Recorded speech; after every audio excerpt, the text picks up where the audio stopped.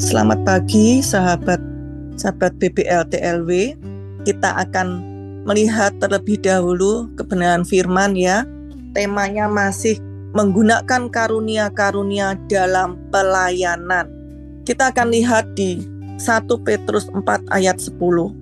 Firman Tuhan mengatakan, layanilah seorang akan yang lain sesuai dengan karunia yang telah diperoleh tiap-tiap orang sebagai pengurus yang baik dari kasih karunia Allah. Dari ayat ini, Tuhan itu memerintahkan kita untuk saling melayani, tidak membiarkan kita dengan tangan kosong. Artinya Tuhan itu membekali, memperlengkapi kita untuk kita dapat melayani. Dari ayat ini kita menjumpai kata karunia dan kasih karunia. Kita perlu menyamakan persepsi terlebih dahulu supaya tidak terbalik-balik dan tidak rancu. Apa itu anugerah, kasih karunia atau karunia? Jika kita melihat di Alkitab di dalam bahasa Inggris di 1 Petrus 4 ayat 10 dikatakan, as every man had received the gift. Kita menjumpai kata the gift. Ya, ini dalam bahasa Yunaninya artinya karisma. Artinya sama dengan kasih karunia. Even so minister the same one to another as good steward of the manifold grace. Kita menjumpai kata grace, yaitu dalam bahasa Yunani artinya namanya charis, yaitu anugerah. Ya.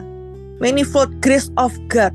Anugerah Tuhan. Jadi dari bahasa Inggrisnya ini kita menjumpai kata give, yaitu anugerah, gift yaitu kasih karunia, dan grace, charis artinya anugerah. Jika di dalam bahasa Indonesia kita menjumpai tadi yang sudah kita baca kata karunia dan kasih karunia. Padahal di bahasa Inggrisnya yaitu gift, karisma, kasih karunia, dan grace, yaitu charis atau anugerah. Jadi grace ini artinya memakai kata charis artinya anugerah. Charis atau anugerah atau grace ini adalah sifatnya Allah yang berkenan mengasihi kita. Kebaikan Tuhan yang memberikan kepada kita hal-hal yang semestinya tidak pantas kita terima, namun itu diberikan. Saya ulangi lagi, kata grace di dalam bahasa Inggris itu adalah anugerah. Dalam bahasa Yunaninya charis, itu adalah sifat Allah yang berkenan mengasihi kita, kebaikan Tuhan yang memberikan kepada kita hal-hal yang semestinya tidak pantas kita terima namun diberikan. Nah, hasil dari grace atau hasil dari anugerah adalah suatu pemberian. Nah, pemberian ini yang disebut kasih karunia atau karisma atau grace, dan disingkat dalam bahasa Indonesia adalah karunia. Saya ulangi lagi, hasil dari kita menerima anugerah, hasil dari kita menerima grace, hasil dari kita menerima charis, itu adalah pemberian. Pemberian ini disebut gift atau karisma atau kasih karunia dan disingkat dengan karunia. Karunia ini dalam bentuk berbagai macam karunia. Jadi jangan terbalik-balik.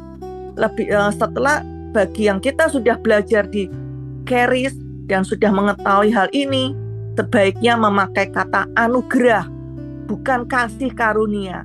Karena hasil dari anugerah itu adalah kasih karunia atau gift dan disingkat dengan karunia. Setiap kita yang telah lahir baru menerima anugerah Tuhan, dibawa pada suatu hubungan dengan Tuhan. Dari hubungan kita dengan Tuhan, hasil dari kita melekat pada sumber, yaitu Tuhan, akan menghasilkan aliran-aliran yang meluap keluar dari kita untuk kita melayani. dengan memakai karunia atau gift yang Tuhan berikan kepada setiap kita yang akan berdampak pada kehidupan sekitar kita. Jadi, karena kasih karunia atau karunia itu hasil dari anugerah Tuhan, maka setiap anak-anak Tuhan, yaitu yang sudah lahir baru, memiliki karunia. Dan Tuhan ingin kita melayankan karunia-karunia tersebut kepada orang-orang sekitar kita untuk kepentingan kerajaan surga. Dan banyak lagi yang rancu antara karunia dan talenta. Seringkali orang mengatakan talenta itu karunia. Dua hal tersebut ada perbedaannya. Karunia ini hanya diberikan kepada orang yang sudah lahir baru. Tidak bisa dilatih, tidak bisa dikembangkan, tidak bisa ditingkatkan karena itu sudah sempurna. Yang dapat kita pelajari atau latih adalah diri kita untuk lebih baik lagi dalam hal melayankan karunia tersebut supaya lebih efektif dengan kita mendengar Roh Kudus lebih baik lagi. Nah, talenta ini diberikan kepada semua orang, baik yang sudah lahir baru maupun yang belum lahir baru. Diberikan berdasar genetik atau keturunan, yaitu dari orang tua. Kalau orang tua yang memiliki talenta bermain musik atau melukis, maka anak-anaknya dapat menurunkan kemampuan untuk bermain musik atau melukis. Nah, sifatnya talenta ini bisa dikembangkan dengan belajar dan dilatih, akhirnya lebih mahir. Nah, itulah perbedaannya. Ya, kalau karunia diberikan hanya kepada orang yang sudah lahir baru saja. Namun talenta diberikan kepada semua orang, baik yang sudah lahir baru maupun belum. Nah, tujuan dari semuanya itu adalah pintu masuk untuk penginjilan. Banyak hal peluang di mana kita dapat masuk untuk penginjilan di sekuler. Misalkan kita bisa pintar berbisnis, pintar dalam hal art atau seni, yang memiliki talenta itu ada kesempatan untuk menjangkau jiwa. Semua itu untuk kemuliaan Tuhan. Di 1 Korintus 1 ayat 5-7 di versi AMD ya, dikatakan di dalam Dia kamu diberkati dalam segala hal, dalam semua karunia atau karisma atau gift, karunia dalam perkataan dan pengetahuan. Hal ini membuktikan bahwa apa yang kami sampaikan tentang Kristus adalah benar. Adakah karunia yang tidak kamu punya? Tidak. Kamu mempunyai tiap karunia rohani selagi kamu menunggu kedatangan kembali Tuhan kita Yesus Kristus. Jadi dari ayat ini jelas dikatakan semua karunia itu Tuhan berikan kepada semua dari kita orang percaya. Kita tidak kekurangan karunia apapun selama kita masih hidup di dunia ini. Jika kita tidak mengetahui karunia apa yang ada pada kita, maka biasanya kita mengira bahwa kita tidak memiliki karunia. Jika seseorang mengira ia tidak memiliki karunia apapun, berarti ia belum mengakui kebenaran firman Tuhan dalam hidupnya yang mengatakan bahwa karunia itu Tuhan sudah berikan. Karena karunia itu diberikan kepada setiap orang yang sudah lahir baru. Dengan kita tidak mengetahui karunia apa yang ada pada kita, tidak membatalkan pada suatu kenyataan bahwa Tuhan itu telah memberikan karunia itu kepada kita. Jadi, kita harus mempercayai dan mengakui dahulu kebenaran ini, bahwa Tuhan sudah memberikan karunia kepada kita sebelum kita melihat hal itu terrealisasi dalam hidup kita.